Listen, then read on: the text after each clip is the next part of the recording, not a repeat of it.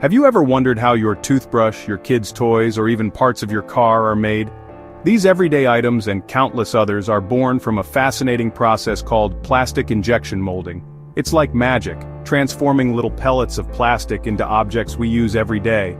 Two techniques in particular, overmolding and insert molding, take this magic to the next level, adding layers of functionality and design that you might not even notice, but you definitely miss.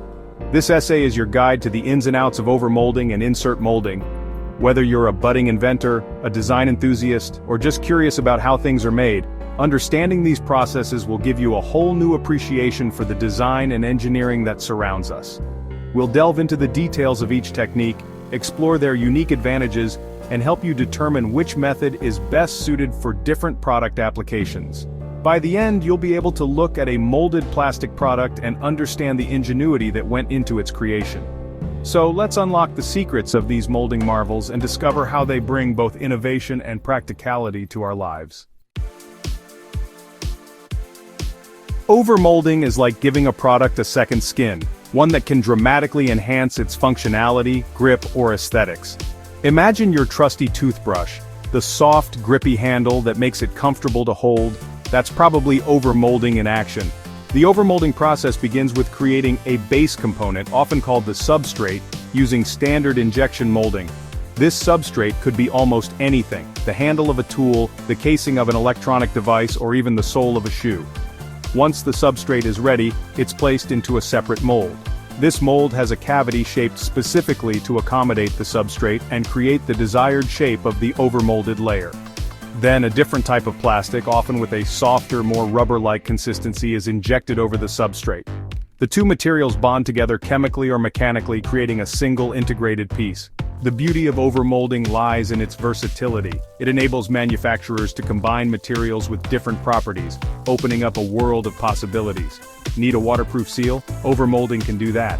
Want to add a soft-touch grip or create intricate patterns and textures? Overmolding is the answer. While overmolding adds layers on top, insert molding takes a different approach, embedding a pre-made component directly into the plastic during the molding process. This technique is all about adding strength, structure, or specific functionalities that the plastic alone might not provide. Think of a metal-threaded insert molded into a plastic knob. The insert provides the necessary strength and threading for the knob to be securely fastened, while the plastic offers design flexibility and a comfortable grip. Insert molding starts with the insert itself. This could be a metal component, a piece of preformed plastic, or even a circuit board.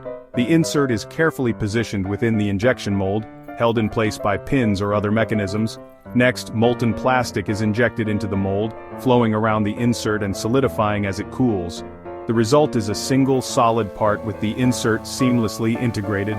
The plastic conforms to the shape of the insert, creating a strong bond that enhances the overall strength and rigidity of the final product.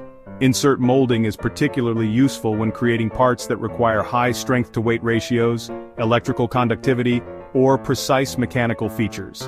It's a technique that blends the best of both worlds, combining the versatility of plastics with the strength and functionality of other materials.